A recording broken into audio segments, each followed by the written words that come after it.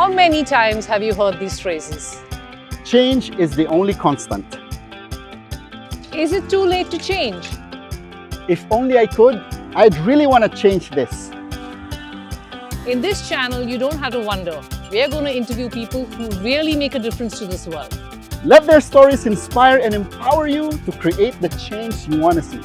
Who knows, you could be the next change maker.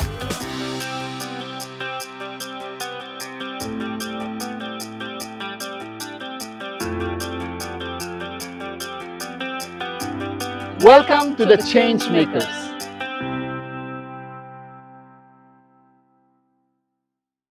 Hi, I'm Sakala Pachu-Debras, And I'm Leo, and together we are hosting a channel called the Change Makers. I host a podcast on Spotify and on YouTube called Sakala's Life, and Leo here. I have a channel called BTS, not the famous Korean band, but behind the success. I feature successful people who inspires, who motivates, and I give some motivational business tips to business owners. So you would say that the person today we have in our studio is a perfect fit for this? Perfect fit. Yeah. For our series called the Change Makers. Yeah, and and I'm so excited to hear her story. I'm really super excited about this because she's a friend, she's beautiful, she's intelligent, she's an architect and a mom and an editor. But I don't want to say too much about her, but I'm going to welcome Sindhu Nair. Thank you, Sakala and Leo. Welcome Gives to me the show.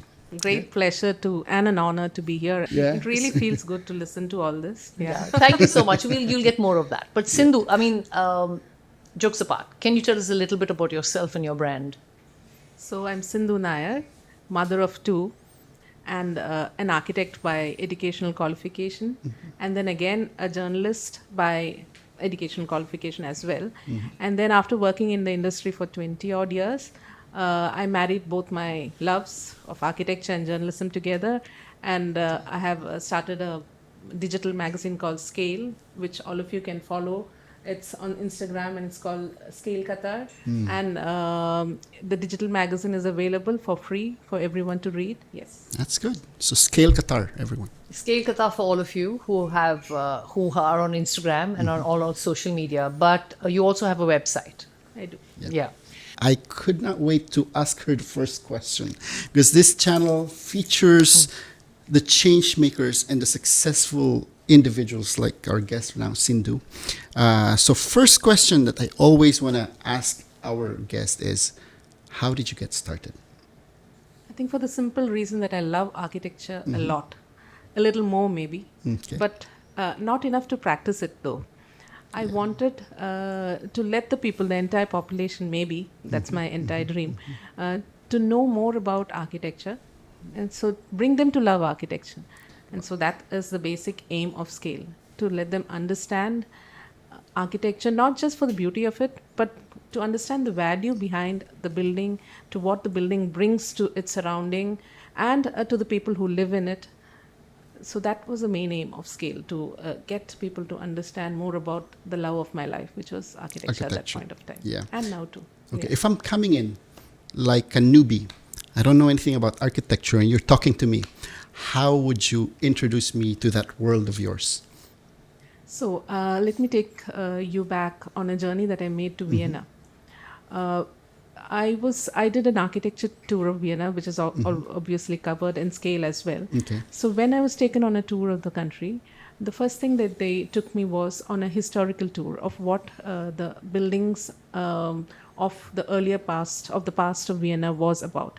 And there was a building, a massive housing for the poor, which was right in the center of the town, which is not something that happens a lot during that time of the era. It was maybe in 1700s that the building was done. Okay. So it survived World War II and World It War did. I. Okay. And then it has again been refurbished, of course. So what the building did was it elevated the life of the people who lived there. So earlier, a building which would be assignated or taken to the outskirts of a village or a city was now brought to the center of the city, giving them a certain a respectful, certain respect in the eyes of the people, so that they had to live up to the reputation of what the building signifies Yeah. and gives to the people as well. So that brought the people, to live up to their expectations or the surroundings, and thus elevated the life of so many people who lived in there. So that massive housing, through the architect's foresight, helped change the lives of so many people who lived there, just by giving them the due respect that they received, that they wanted, or they. So you think it's like a social responsibility that the architect decided to improve the lives of the people by the abode that they lived in? Yeah, on the other side of this, the same story, there's a massive housing in Brazil, which was built by another architect, but in a way that it gave there were a lot of small alleyways, dark corners and spots, which became the breeding ground for thieves and social outcasts. Yeah. So again, a building that kind of puts down the people who live there because of the surroundings that they are in. So that's how a building can affect us, and that I feel it's something that none of us see or are aware of, but it affects each one of the person who lives in that particular building or the surrounding, because of what is built by an architect. Yeah. And so that is something that we are never aware of, but yet it it permeates each one of us. Yes, And that's how the building affects one and everyone who lives in this. So I'm going to segue into a question that we were going to ask later, but I'm going to ask it now. So you believe that city planning and town planning is a very important part of course, you just have to think of Paris and Emily in Paris to understand how the city, kind of brings in romanticism to each one who experiences the city. Yes, Those well-marked roads, the by-lanes, the beautiful structures, the gardens, everything contributes to making Emily in Paris much more than what it is. It's just a rom-com. Rom-com, But then the beauty of the city kind of elevates it to. it takes its own. I watch it just to see the streets it's and its own of course the character. weird dresses that Emily wears. Yeah. But then the beauty of the city is the backdrop. That's a point of a takeaway for me, and I'm sure it is for many who come back to watch it. Yes, yes. Makes sense. It's actually really inspiring when you get to hear people talk about, that what motivated them to get into that industry, with a kind of, a spark of inspiration that you had from telling us a story about that building that was built in the center of the city, and then giving your life to that career and all. It's like hearing someone just, going to work and not actually working at all, but enjoying everything. Is that the way you are looking at your career right now? I don't work at all. That's nice. I just explore things. I find things that I love, and I just want to get that to people. Like the recent art exhibition that we went to. Yes. I was so excited by it, and I wanted others to see it. Good. And I think this is how you get to have an impact on your industry, on the people that you're managing, on the company that you're running. Correct me if I'm mistaken. This how you actually make an impact. I think I do. I think I also, like you do through your podcast. Yeah. That's what I try to put focus on, change makers in the field Okay. of architecture. That's So good. these are all things that excite me each day and makes me work. And the work seem like it is not work at all, but a day in my life. That's good. So one of the things that I know about you is that you were an editor, a very successful editor for nearly 7 magazines for many years, 12 years if I'm not mistaken. And then you left that, literally stepped off the cliff, and you started Scale. Yeah. What was that journey all about? If you mean by the 12 years of being in publishing, that was something I really loved, and I think I took the job a little too passionately. I felt as if I was working on my own magazines. And finally, there came a situation when I understood that it wasn't my magazine. I couldn't run it the way I wanted it, which I knew was the perfect way to do it, of course, because of a change in management and the change in style that was prevalent at that time. I knew it was time for me to step off the cliff, like you said. Yeah. But then, and I took year of complete, Introspection? yeah. And doing nothing, almost nothing, just enjoying life as it is, because the 12 years were very hectic, and being a mother, like you said, being a parent, being an architect, because with all the sensibilities that you have, and then being an editor of 7 magazine wasn't easy. So I took 10 of maybe 12 months of complete enjoying myself, of going to massages, going to places that I wanted to go. And then there came a moment in my life where I felt, there was no purpose. I didn't want to live a life where I didn't have a purpose in life. I wanted to get a feeling I had to do something. That was inherent in me. I suppose it's there in every woman, or even men, of course. I wanted to get up in the morning and be challenged to do something. And that's when the idea of marrying both my professions of architecture and journalism came about. That's when in 2019 I started Scale. And then COVID happened. But it didn't affect me a bit. I took it as a challenge. I organized as many Zoom meetings. There was a collaboration with Qatar Foundation, wherein the 10th death anniversary of MF Hussain was celebrated. Yes. And Scale brought together artists from India and the region to come and talk about MF Hussain and Absolutely. his life. And I remember Bose Krishnamachari and a whole yes. bunch of others. Yes. It was a very successful event. It was on a scale that Qatar Foundation had never seen before, because it was a Zoom event. So we didn't have any expectations. Those few years were good for Scale, because I got in as many readers as I could. And that was the only way that I could get to people, because it was an online publication. So Scale kind of fit into the COVID times as a reading material that interested people, and people wanted to know more about Scale, because that was the only thing they could do. They could sit at home and browse and go to spaces and that they improve could. their knowledge and learn something intelligent for a change. Just to give you an insight into what Scale covered during that time, there was a coffin designed by an architect, which camouflaged as a chair in China. Really? Because Interesting. because there was lack of space for huge burials and burial grounds. Okay. China put they had to design a coffin earlier to be ready for their death. I think that is one of the It's Wow. part of their that's culture. a Yes. culture. A little morbid. Forward thinking. Very morbid, very morbid. But But the designer designed a chair which looks like a coffin. You wouldn't know it was a coffin until the complete shape of the coffin chair would change into a coffin. So Is those it like kind a of designs, collapsible kind of thing, or something they like can? that. Wow. Yes. Something like You that. have to go to Scale I've seen to understand it. that. I've seen it on the website, and It it kind is of pulls out to become a coffin, which takes a very little space and becomes a chair when it's not in use. Yeah. So that to masks that could be used as chairs. Yeah. So there were so many designs that we focused on, and collecting information has always been a passion of mine, and that is what I do in Scale. So what further plans have you got for Scale? Design boom is my inspiration. So I want Scale to be maybe a small scale design boom or a big scale design boom. It doesn't matter. But what I want to describe what is Design Boom. I'm sorry. Design Boom is an architectural digital magazine started 30 years ago in Italy. Okay. It's one of the most successful online platforms. That was the first time an online architecture magazine was even thought about.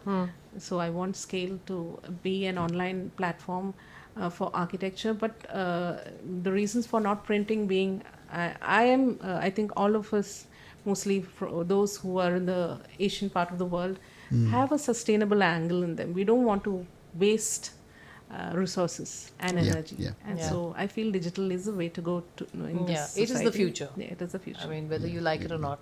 I think you can tell from, I was listening to your story from you being an editor and like owning the company, doing your work as if you own the company. I think from the get-go, you can always say if a person is like built to be a founder of her own company. Yeah. And that's what her story is all about. And I really admire those people who are Actually, I would into never that, imagine Sindhu being a founder. But, that's what I said. Stepped off the cliff, started her step own off the cliff. magazine, and has done a really good job. Yes. But Don't you think part of the success of Scale is the fact that you write stories which are nobody else covers, like you said about the coffin, and also the fact that you bring to the magazine, to your online magazine, years and years of what should I say, a good reputation.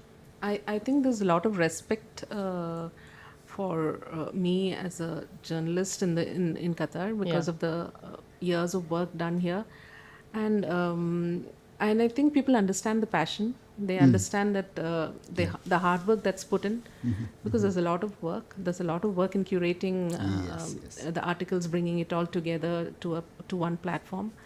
How monetarily successful it is, it's yet to be seen. But that was never my intention. It's not that I wanted it to be a failure monetarily, but I'm not looking at huge numbers. I'm looking at being happy. And I feel that's the best return that you can actually have. But when things doesn't pan out profitable in like the first 3-5 years, we always should look at it as like planting seeds. The longer you wait for the profit to come and the more work and effort you give to it, the deeper the seeds you're planting, so that the harvest will be bigger when the time comes. Is that the way you feel with your company let your now? tongue be gold. That's what you say in exactly. India. Yes. Let your tongue be gold. Yes. Let your mouth be full of sugar and butter. Is another word. And, to say it, I hope. I mean, it rings true. It rings true. Yes. My next question is very, very particular. And why I say this is because I'm married for the last 26 years, but I'm not a mother. But two of people on either side of me, Leo and Sindhu, are parents, specifically to daughters. And in this world of changing misogyny, the question I'm going to pose to both of them is, and I'll start with you, Sindhu, is that you have two daughters. And how do you balance family life, kids, education, job, cooking, traveling, all your passions all together? Cooking has to really be there. Yeah, cooking has to be there. She's a very good cook, by the way. I've never eaten her food, but I know she's a very good cook. I am. My kids are both, grown-ups. The elder one is working with Dyson. She has a lot of design abilities, I think, which I have imparted on. I proudly say she's taken from me. Both the kids have taken after you. I hope so. In definitely they're talent. both creative. I'm very happy about that. They have not followed any set footsteps of being an engineer or a doctor. The elder one is an engineer, but she's a design engineer. The younger one is a singer, and we are proudly, hoping for her next album. Wow. But yes, talking about balance, while I was at Qatar Today and the magazines, Qatar Today I specifically say because it was such a pleasure working for it. It was a business magazine, and like I talk about my work now, I've never felt that I've worked for Qatar Today. I felt that For me, it was tea. Yeah, for me it was Qatar Today because it was information gathering and people with the similar synergies coming together. But while I was working at the organization, I had a proper 9-to-5 job. I came back and I focused on the kids at that point of time. I tried to cut off as much as I could and then come back to family life.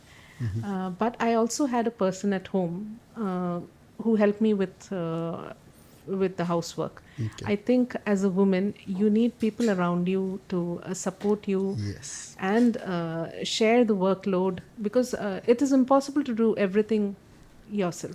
You have to, you have to understand that and give out responsibilities as possible to make it easier for you. Do you micromanage?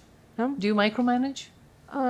No, I didn't. I gave it to, I had a housemaid who my daughter used to think of as, as a nanny, as a grandmother. They used to love her. And I treated her as a part of the family. And the kids used to give her equal amount of respect. So she was part of the family and she felt that she was contributing to the family. And I let her do that. I let her do that at that point of time. But now both of them are grown-ups, and my entire life is taken over by my fourth baby, third, because the third is a dog called Vodka, and I have to bring him up too. Interesting name. A very badly behaved one. I must Yes, say. very badly badly, but we don't mind. We love him the way he is. One of the reasons I've never gone to a house and I love dogs is because he bites everybody who comes. Yeah, he does. So yeah, and but with the fourth baby, it needs my entire attention 24/7. But I love cooking as well. I take it as a therapy. I put things together and keep tasting and admiring my own food skills. So that's it. My life is completely out of balance now that I'm an entrepreneur. But it's not work. It's something I love with all my heart. And so it doesn't seem like work for me. I'm enjoying myself. And at this age, at this stage of my life, this is what takes up my entire life, and I love it. I don't want it any other way. What about you, Leo? Well, it all boils down to one thing: priorities. The way you make your decisions you should also always consider that you have kids, you have a wife, you have work, and you have employees that you have to all balance. Any decision that you make should you should always consider the impact that it will have on the other circles in your life. And I always admire my wife as well. My wife is also a career woman. She's an AVP in one of the biggest firms here in Qatar. And every time she goes to work, her priority is to finish early so that she can come home early and have time for the kids. And she tries to put him on a diet. It doesn't work. Yeah, so for me, it's all about, being clear on those priorities, having your non-negotiables, like a time with the kids. For us, we only spend breakfast on Saturdays because it's always an early morning, taking them to schools and everything. But these things has to be there every time. So it's all about that, priorities. And, if you know how to prioritize things, you can balance everything. Family, life, work, church is also a big part of our life here in Qatar. So. And I think balance differs from person to person. Exactly. So for me on a holiday, there were times when people who take holidays would never check their mails. But for me, I feel better if I know what is happening, and I can enjoy my holidays better if I would take a short break from the holiday, have a few moments, and then go back to enjoying myself with my family. So balance is something that that differs from person to person, and you find the best solution for yourself. And then, of course, the priorities matter. Put the priorities in place, and then the balance falls in place as well. So question about priorities for both of you. What kind of role models do you think you are for your kids? Leo, I suddenly become part of the. I thought I was one of the hosts. No, I'm getting interviewed. We all learn from each other. Oh, yes. Okay. What was the question again? What kind of role models are you for your kids? Okay. I'm the kind of role model.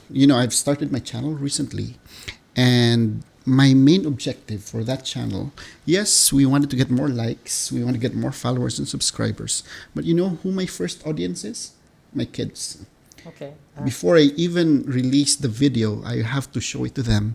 And I have one question after they see the video. Did you learn something from it? I'm talking about business stuff. And I show the video to my kids, and I ask them, did you learn something from it? If not, you can ask me a question. And most of the time, they actually pick up the message that I'm sharing with my videos. Oh, that's because nice. the main objective for me is to teach them, guide them, so that when they grow up, the skills that they have that they can use in their workplace, they will say that it's all because my dad taught me. Oh, okay. Yeah. That's so good. that's how I do it. What about you, Sindhu?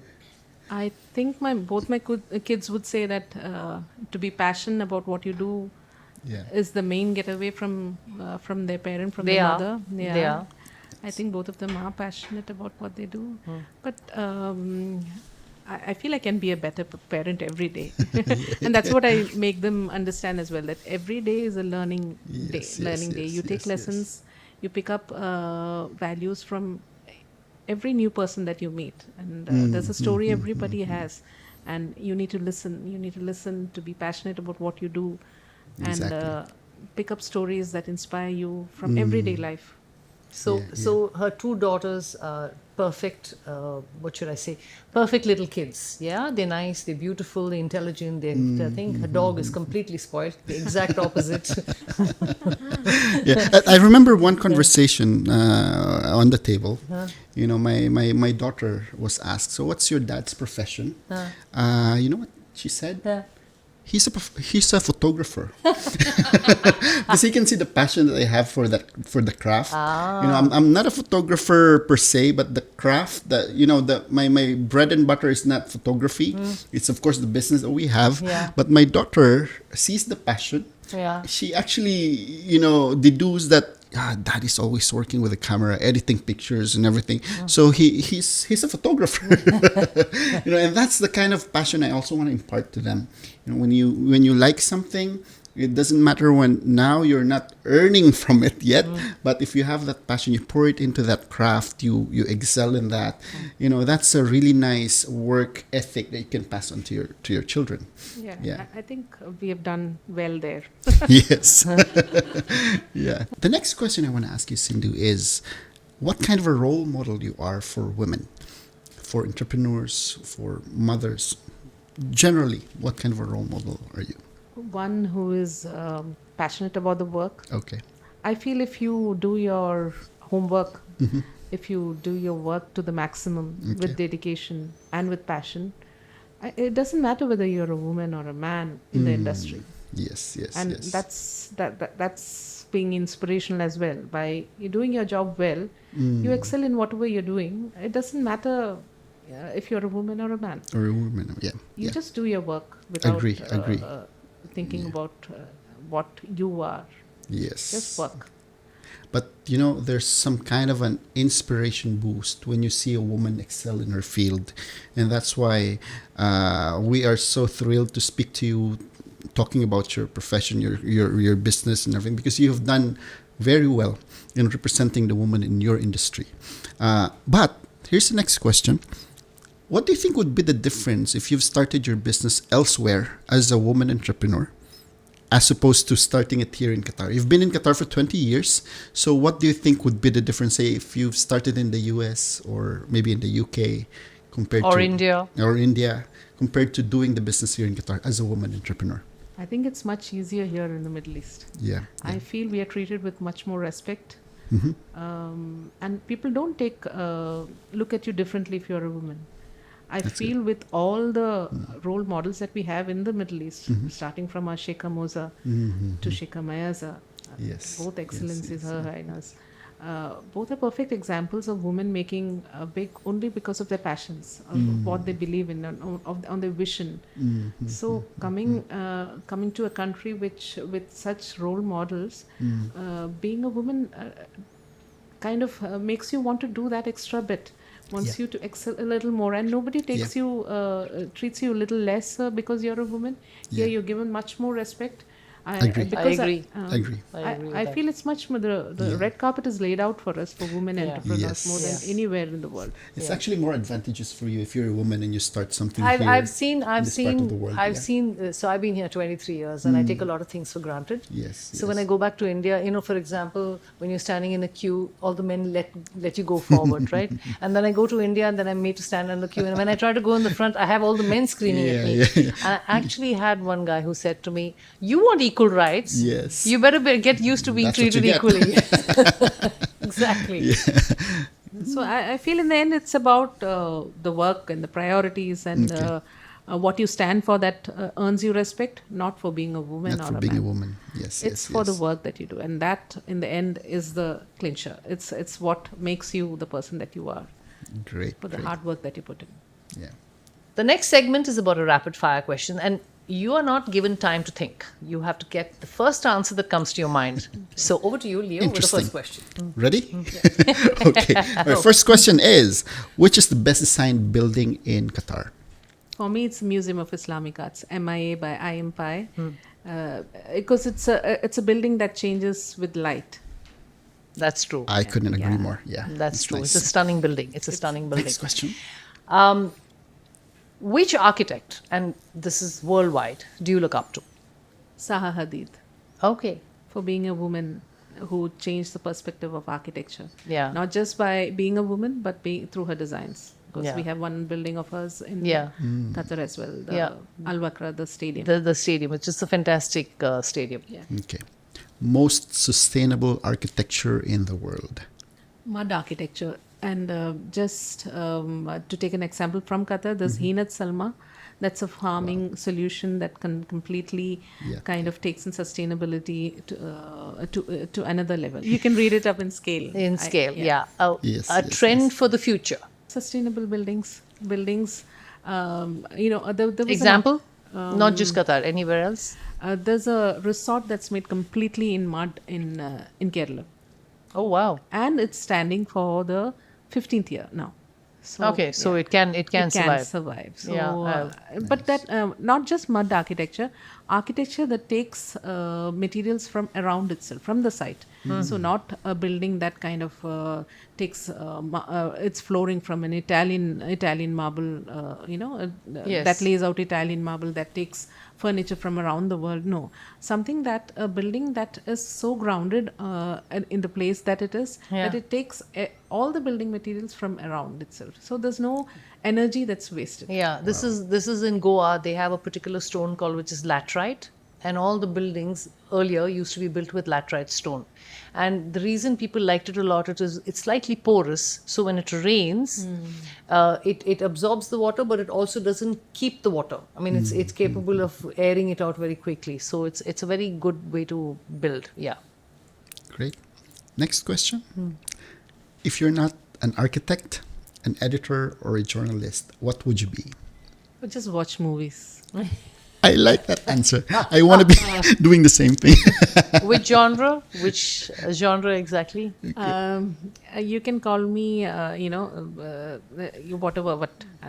Malayalam movies. Okay. Malayalam movies, Because it is the best. And Munal Murali? Minnal Murli. Yes. Yes, I follow those. Yeah.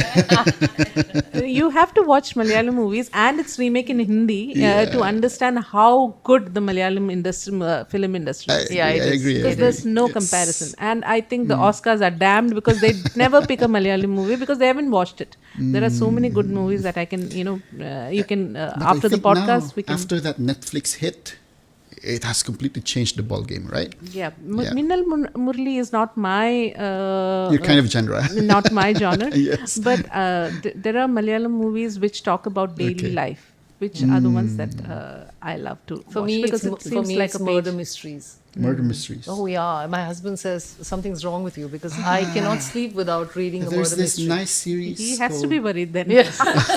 Yeah, you have to watch the murderers in the building. I think. Yes, yes, yes. It's a really Yes, nice yes, one. I'm I'm waiting watching for it. the next season. Yeah, even I've watched it. Yeah. So finally, we're going to wrap it up. But the last question for you: how do you want to be remembered? As a good person. That's it. A good person who was committed to whatever she was doing. Okay. Fantastic. Good. Wait. That's the last question. I have a final question. You It's have not one? in the script. Yes. Go right ahead. Huh? Yeah. Since this channel, this series is about change makers, how do you want to change the world? By being a good person, by being kind. Okay. By being kind to everyone that you meet on the road, or in your profession, in your daily life. I feel. So, would you consider yourself an empath? Somebody who's got a lot of empathy for people? You know me, Empathy, Sakala. Yes. Yeah. The answer is yes. Yes, the answer is yes. With that, we wrap up the first edition of the Changemakers. I'd like to thank my colleague Leo for helping me with this arduous task because without him, this whole thing would not have happened. And Sindhu Nair, thank you so much for being here. Do you want to wrap up? Thank you very much. So follow us for more. We'll be bringing in a lot more successful people. Talk about their success journey. Yes. Talk about the impact that they want to create in the world that we live in. Yes. So thank you very much, Wishing you Sindhu. all the best. I hope you Yes. bring in more change makers, and I'll be listening to it on the podcast Yeah. to get insights every single day. Like I said, we all should. you know. Thank you so much. And you catch me on Sakala's Life on Spotify and on YouTube. Your handle is? BTS or Behind the Success on Instagram, Facebook, YouTube, and LinkedIn. On TikTok as well. And yours is? Scale Qatar. Yeah. Thank you so much. Have a nice day.